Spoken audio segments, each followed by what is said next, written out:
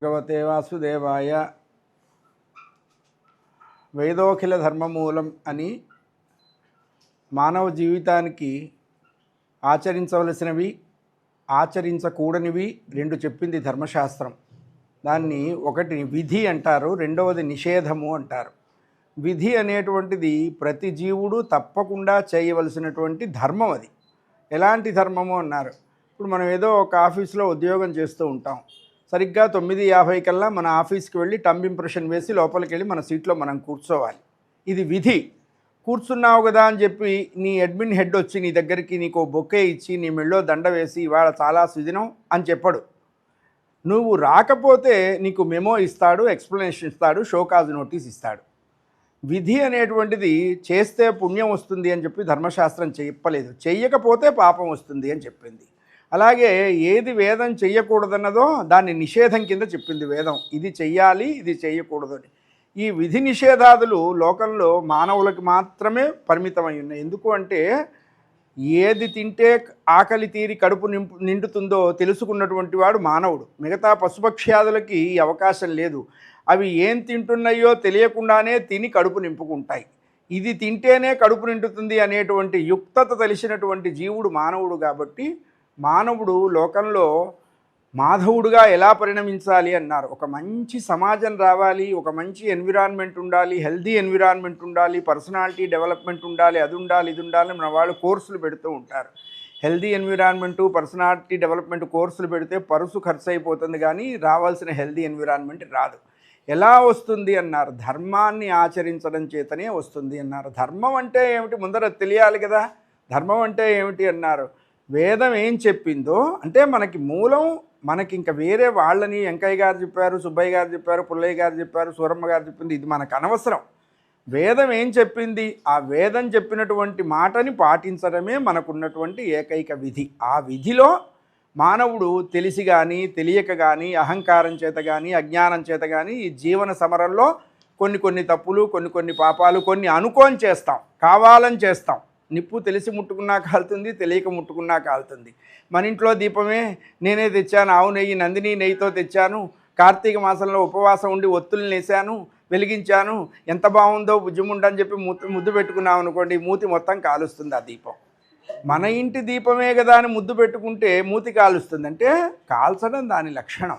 అట్లాగే తప్పు చేయకుండా ఉండాలి. చేసిన తర్వాత తప్పు చేసామనుకుంటే లాభం లేదు, అప్పటికి అయిపోతుంది, మళ్ళీ ఆ జీవితం తిరిగి రాదు. అందుకనే అజ్ఞానంతో కానీ అహంకారంతో కానీ కోపంతో కానీ లేదు కక్షతో కానీ ఇవన్నీ ఉంటాయి. ఎందుకంటే ఉప్పు కారం తింటున్న శరీరం కాబట్టి ఇవన్నీ తప్పకుండా ఉంటాయి. అయితే ఈ ఉన్నటువంటి దాన్ని ఎప్పటికప్పుడు పరిహరించుకుంటూ ఉండాలి. ఎట్లా చేస్తాము. ఇప్పుడు చెంబు బావిలో పడ్డది, ఓ గంట బావిలో ఉంది, బయటికి తీస్తాం, నల్లగా మకిల పట్టిపోయింది. అంటే ఏమిటి, బావి తన లక్షణం చూపించింది, బావిలో పట్టడం చెంబు తన లక్షణం చూపించింది.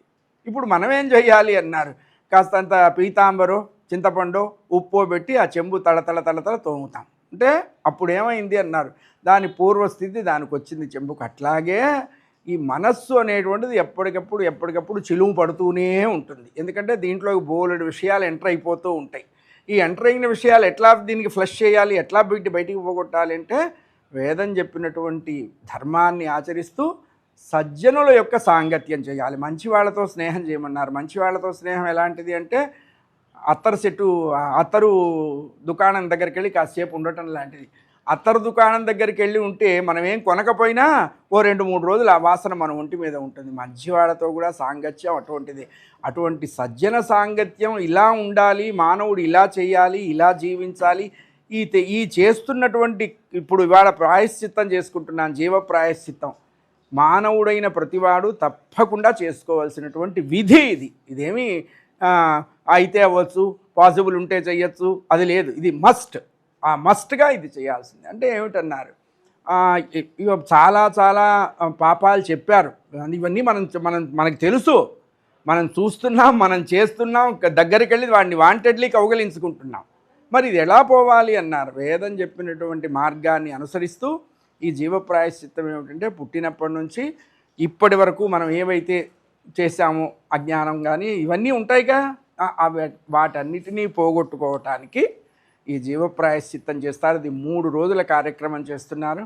గుంటూరు రామచంద్ర సోమయాజి గారి యొక్క పిల్లలు లక్ష్మీనారాయణ సోమయాజులు గారిని వారి ఆధ్వర్యంలో ఈ కార్యక్రమం అంతా కూడా జరుగుతున్నది. మొదటి రోజు కృచ్ఛేత్రయ దానాలు, ప్రాయశ్చిత్త హోమాలు, దశవిధ హోమాలు, దశవిధ స్నానాలు, మృత్తికా స్నానాలు. అంటే ఏంటంటే ముందర శరీరం శుద్ధవ్వాలి. చాలామంది ఏమంటారంటే అక్కర్లేదు, నేను ధ్యానం చేస్తున్నాను, మెడిటేషన్ చేస్తున్నాను, ఇది పిచ్చి మాట.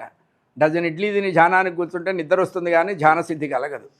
శరీరం శుద్ధి అయితే కానీ మనస్సు శుద్ధి కాదు. కాబట్టి ముందర ఎక్స్టర్నల్ క్లీనింగ్ అవ్వాలి, తర్వాత ఇంటర్నల్ క్లీనింగ్. ఎక్స్టర్నల్ క్లీనింగ్లో చేయవలసినటువంటి ప్రాయశ్చిత్తం అంతా శరీరానికి చేసుకోవాలి. ఆ చేసుకున్న తర్వాత మంత్రపూర్వకమైనటువంటి స్నానం చేయాలి. అందుకే ఇంట్లో కూడా ఏదైనా మంత్రంతోనే అచ్యుత, గోవింద, పుండరీకాక్ష ఈ మంత్రంతోనే చెయ్యాలి. ఏమీ మంత్రాలు లేకపోతే పుండరీకాక్ష పుండరీకాక్ష పుండరీకాక్ష మంత్రం లేకుండా చేసేటువంటి స్నానం శవస్నానము అంటారు, ప్రేత స్నానము అంటారు. అందుకని ఈ మంత్ర స్నానం అన్నీ చేసి నిన్నటి రోజు ప్రాజాపత్య ఉపవాసం చేయాలి, మౌనవ్రతం చేయాలి, యథాశక్తిగా ఆ గాయత్రి మంత్రాన్ని అనుష్ఠించాలి, గాయత్రిని అనుష్ఠించాలి. అదంతా అయిన తర్వాత రెండవ రోజు తిలాహోమాలు జరుగుతాయి, పవమాన హోమం జరుగుతుంది. తర్వాత ప్రాయశ్చిత్తమైనటువంటి హోమాదులన్నీ కూడా ఇక్కడ చేస్తారు. అది అయిన తర్వాత రేపటి రోజున మళ్ళా దశదానములు, షోడశ మహాదానాలు ఇవన్నీ చేస్తూ ప్రత్యక్ష వైతరిణి అంటారు. ప్రత్యక్ష వైతరిణి అంటే మనం వెళ్ళిపోయిన తర్వాత యమలోకం ఎలా ఉంటుందో మనకి తెలియదు అనుకుంటాం. అక్కర్లా, ఇక్కడే మనం చూస్తున్నాం. భార్య సవ్యంగా లేకపోతే అదే యమలోకం, పిల్లలు సవ్యంగా లేకపోతే అదే యమలోకం, ఇరుగు పొరుగు సవ్యంగా లేకపోతే అదే యమలోకం. ఇదివరకు ఇప్పుడో ఒక యమలోకం ఉండేది, ఇప్పుడు రకరకాల యమలోకాలు భూలోకంలోనే ఉన్నాయి. అటువంటి యమలోకానికి మనం వెళుతున్నప్పుడు ఎట్లా ఉంటుందో తెలియదు. వైతరిణి మహాపాపాదులన్నీ చేసినటువంటి వాళ్ళు ఆ వైతరిని దాటలేక ఏడుస్తూ ఉంటారు. అంటే స్వర్గానికి వెళ్ళాలన్నా నరకానికి వెళ్ళాలన్నా ఒకటే. పుణ్యాత్ములు వెళ్ళేటప్పుడు ఎండగా కావంతే వాళ్ళకి కాళ్ళు కాలకుండా చెప్పులు ఇచ్చి నడిపిస్తారు, పాపాత్ముల్ని మామూలు కాళ్ళతో నడిపిస్తారు. మంచి వాళ్ళకి మంచినీళ్ళు ఇస్తారు, వీళ్ళకి ఏమీ ఇవ్వరు. వాళ్ళకి గొడుగు ఇస్తారు, వీళ్ళకి ఏమీ ఇవ్వరు. అంటే అకౌంట్లో నిల్వ ఉంటే మనం చెక్కు మీద సంతకం పెడితే డబ్బు ఇస్తారు బ్యాంక్ వాళ్ళు. అకౌంట్లో నిల్వే లేకపోతే బ్యాంక్ మేనేజర్ మా చుట్టవాడిని అంటే చాలా బయటికి పద అంటారు. అందుకని చేసుకున్న పుణ్యాన్ని, చేసుకున్న పాపాన్ని బట్టి శరీరం వదిలిన తర్వాత మనకు అక్కడ ఏదో నిర్ణయింపబడి ఉంటుంది, అందులో అనుమానం ఏం లేదు. ఈ శరీరం వదిలిన తర్వాత ఈ శరీరం ఉన్నప్పుడు చేసిన తాలూకు పాప పుణ్యాల అకౌంట్ బ్యాలెన్సింగ్ అంతా అక్కడ మంచి చార్టెడ్ అకౌంటెంట్ ఉన్నాడు, వాడు సెటిల్ చేస్తాడు. జీరో బ్యాలెన్స్ తేవాలి, మళ్ళీ లెడ్జర్ బ్రాడ్ డౌనా క్యారీడ్ డౌనా ఇవన్నీ వాడు సెట్ చేస్తాడు. ఆ తర్వాత వైతరిణి ఉంటుంది, ఆ నది మహాభయంకరంగా ఉంటుంది. ఎముకలతో, మాంసంతో, రక్తంతో, మజ్జతో అది ఈదలేక చాలా ఇబ్బంది పడుతుంటారు ఈ పాపకార్యాచరణ చేసినటువంటి వాళ్ళు. పుణ్యం యందు ఏమాత్రం స్పృహ లేకుండా బ్రతికంటే భగవంతుడు చూడడుగా అని అనుకుంటాం. మనం పెట్టుకున్న సీసీ కెమెరా ముందు మనం ఎంత జాగ్రత్తగా నడుస్తాం. ఇది మనం పెట్టుకున్నది, మా అయితే ఇది 4000 కంటే ఎక్కువ ఉండదు దిక్కుమాలిన కెమెరా. మరి ఇంత లోకాన్ని చూడగలిగిన భగవంతుడు అనే ఒక కెమెరా ఉన్నప్పుడు ఇంకా మనం ఎంత జాగ్రత్తగా ఉండాలి. వాడు మనల్ని అర్హం చూస్తుంటాడు కదా. ఆయన మనకి కర్మసాక్షి కదా. మనం చేస్తున్న మన కన్ను రెప్ప కదిలినప్పుడు ఎన్నిసార్లు కదిలింది, కదిలినప్పుడు టైం ఎంత అయింది, ఎన్ని నిమిషాలు ఆయన లెక్కేస్తాడు. అందుకని ఆ పాపకర్మాచరణ వల్ల కలిగినటువంటి ప్రారబ్ధ దుఃఖాన్ని ఈ వైతరిని దాటకుండా అడ్డుపడుతుంది. అంతే కదా. సరైనటువంటి ఇమిగ్రేషన్ ఉంటే మనల్ని లోపలికి ప్రవేశింపజేస్తారు, దొంగ పాస్పోర్ట్ అయితే అక్కడ పట్టేస్తారు. ఇది కూడా అంతే. అందుకని ఈ కర్మాచరణం అంతా కూడా చేసి మూడో రోజు ప్రత్యక్ష వైతరిని గోదానం చేసుకుంటారంటే ఒక దూడతో కూడి ఉన్న ఆవుని వైతరిని మనం సృష్టించలేంగా. ఇప్పుడు సృష్టించడం అంటే ఏమిటంటే వసంతం పోసి ఆ వసంతాన్ని ఒక పడవలాగా ఏర్పాటు చేసి అందులో చెరుకు ముక్కలు, పత్తి అన్నీ వేసి, ఈ చెరుకు ముక్కలు ఎముకలతో సమానం, ఈ పత్తి అనేటువంటిది మాంసం వాటితో సమానం, అవన్నీ అందులో వేసి ఆవు నడుస్తూ ఉంటే, ఆవు ముందు నడుస్తూ ఉంటే ఈ యజమాని ఆవు తోక పట్టుకొని దాని వెనకాల నడుస్తాడు. ఇది ప్రత్యక్ష వైతరిని గోదానం. అంటే మనం మనం మనం ఉన్న తర్వాత వాళ్ళు మనం వెళ్ళి ఉన్నప్పుడు అన్నం పెట్టడమే కష్టంగా ఉంది. మనం వెళ్ళిన తర్వాత ఇవన్నీ చేసేట్టుగా ఈ రోజుల్లో సంతానం లేదు కాబట్టి వాళ్ళ మీద ఆశ మనం అసలు పెట్టుకోకూడదు. ఉన్నంతలో ₹1 మన చేతిలో ఉంటే ₹1/2 వాకిట్లోకి వచ్చిన వాడికి ఇచ్చి దండం పెట్టిన ఆయన, ఎప్పుడన్నా నువ్వు దేవుడి దగ్గర కూర్చున్నప్పుడు కాస్త నా గురించి ఏడు, నువ్వు ఏడిస్తే ఆయన వింటాడు, ఎందుకంటే నువ్వు దేవుడి దగ్గర ఉన్నావు కాబట్టి. అటువంటి వైతరిని గోదానం రేపు జరుగుతూ ఉన్నది. రేపటితో ఈ 3 రోజుల కార్యక్రమం దిగ్విజయంగా పూర్తవుతున్నది. ఎందుకంటే ఇది ఎందుకు పూర్తవుతుంది అంటే ఆచారాన్ని అనుష్ఠించేటువంటి వాళ్ళు శ్రీ గణేశాయ నమః అనమన్నారు. అందుకని ఆచారం అంటే ఏమిటి అంటే నియమం కలిగి ఉండటమే ఆచారం. మడిగట్టుకోవడం అది కాదు, నియమంతో ఉండటమే ఆచారం. అటువంటి ఆచారాన్ని ఎవరు పాటిస్తారో వాళ్ళ ఇంట్లో భగవంతుడు ఉంటారు. వాళ్ళు భగవంతుడు గుళ్ళకి వెళ్ళాల్సిన పల్లె. అట్లాంటి ఆచార సంప్రదాయాల్ని పాటించేటువంటి బ్రహ్మశ్రీ వేదమూర్తులు విద్వదాహితాజ్ఞులు గుంటూరు రామచంద్ర సోమయాజి గారిని కృష్ణలంకలో ఉంటారు. సాక్షాత్తు మనం ఇప్పుడు పరమాచార్యుల వారిని చూడలేదు అనుకోకర్ల, వారింటికి వెళ్ళి వారిని చూస్తే కంచి చంద్రశేఖరేంద్ర సరస్వతి స్వామి వారిని చూసినట్టే ఉంటుంది. అటువంటి పరమాచార్యుల వారి యొక్క దివ్య అనుగ్రహం పొందినటువంటి రామచంద్ర సోమయాజులు గారి వారి సంతానం లక్ష్మీనారాయణ స్వామి, వీళ్ళు అన్నదమ్ములు 5గురు సోమయాగం చేశారు. ఆ ఇంట్లో అందరూ సోమయాజులే. అది ఎంత విశేషం చూడండి. తల్లిదండ్రుల ఆస్తి కోసం పోట్లాడుకోకూడదు, తల్లిదండ్రుల అస్తిత్వం కోసం పోట్లాడాలి. అందుకే పిల్లలకి ఆస్తి ఇవ్వకపోతే వాడే ఏడుస్తాడు, సంస్కారం ఇవ్వకపోతే ఊరంతా ఏడుస్తుంది. అందుకని ఇటువంటి మంచి సంతానాన్ని కని మా అందరికీ కూడా మార్గదర్శకం. మరి ఈ కార్యక్రమం నేను చేస్తున్నాను అంటే నాకు వెన్నుదన్నుగా ఉండి మా లక్ష్మీనారాయణ సోమయాజులు గారు వారే నా చేత కామ్య వృషోత్సర్జనం కూడా చేయించారు 4 ఏళ్ల నాడు. ఇప్పుడు ఈ కార్యక్రమం కూడా అంటే ఒక మంచి అనుష్ఠానం ఆచార సంప్రదాయాలు ఉన్నటువంటి వాళ్ళు మన ఇంటికి వచ్చారు, మన అడుగు పెట్టారు అంటే మనం తరించడం కాదు, ఆ చుట్టుపక్కల ఉన్నటువంటి వాళ్ళు కూడా తెలుసు. గంధపు చెట్టు ఎక్కడో ఉంటుంది, గాలి కొట్టంగానే ఆ వాసన ఊరంతా వెళ్ళజేస్తుంది. అట్లాగే ఇటువంటి మహానుభావుల యొక్క సాన్నిహిత్యంలో వీళ్ళ యొక్క సహచర్యంలో ఈ 4 మంచి కార్యక్రమాలు చేసుకునే అదృష్టం మా తల్లిదండ్రులు నాకు ఇచ్చారు. అది అంటే నాకు కూడా అది ఉండాలి. నేను 32 మార్కులు తెచ్చుకుంటే వీళ్ళు 3 మార్కులు మోడరేషన్ ఇస్తారు. నాకు వచ్చినవే 3 మార్కులు అయితే వీళ్ళు 32 ఎందుకు ఇస్తారు? అందుకని మా తల్లిదండ్రుల పుణ్యం, మా పెద్దల ఆశీర్వచనం ఈ చక్కటి కార్యక్రమం జరుగుతున్నది. రేపు ప్రత్యక్ష వైతరణి గోదానం 10:30కి మొదలవుతుంది. అది కూడా చూడటానికి, తర్వాత దేవతార్చన సమారాధన, యజ్ఞ సమారాధన అంటారు,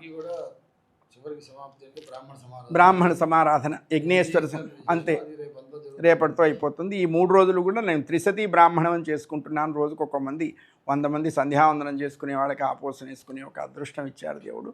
ఈ చక్కటి కార్యక్రమాన్ని ఇంత చక్కగా నిర్వర్తిస్తున్నటువంటి వాళ్ళు, తర్వాత ఈ మీడియా మిత్రులందరూ కూడా మాకెంతో వెన్నుదన్నుగా లైవ్ ఇచ్చి అందరూ నాకు ఫోన్ల మీద ఫోన్లు, శాస్త్రి గారు లైవ్ ఎంత బాగుందో, ఇంకా మీ ఇంటికి రావంటే నేను అన్నాను అదేం కుదరదు, తమ్ముడే వ్యవహారమే, మీరు ఇంటికి రాకుండా అంటే అంత ఒక మంచి కార్యక్రమాన్ని ఇంత ఎక్స్పోజ్. ఇదేమీ రాజకీయ కార్యక్రమం కాదు, సెలబ్రిటీల కార్యక్రమం కాదు, ఇది ఫిజికల్ కార్యక్రమం కూడా కాదు, ఫిలసాఫికల్ కార్యక్రమం. ఇది వేదాంత కార్యక్రమం, అధ్యాత్మ కార్యక్రమానికి ఈ వీళ్ళంతా మా శర్మ గారు వీళ్ళు అందరూ ఎంతో చక్కగా ఇక్కడికి వచ్చి ఈ సహాయాన్ని అందించడం కూడా అది కూడా భగవత్ కృపే. అందుకనే ఇంటికి 1 పువ్వు కొన ఈసునకు 7 మాలలు వేయి అని చెప్పారు. ఈ అదృష్టాన్ని మాకు ఇచ్చినటువంటి ప్రతి ఒక్కరికి, ప్రత్యేకించి మా తల్లిదండ్రులకు నమస్కరిస్తూ హరయే నమః. హర నమః పార్వతీపతయే. హర హర మహాదేవ హర. దర్శనం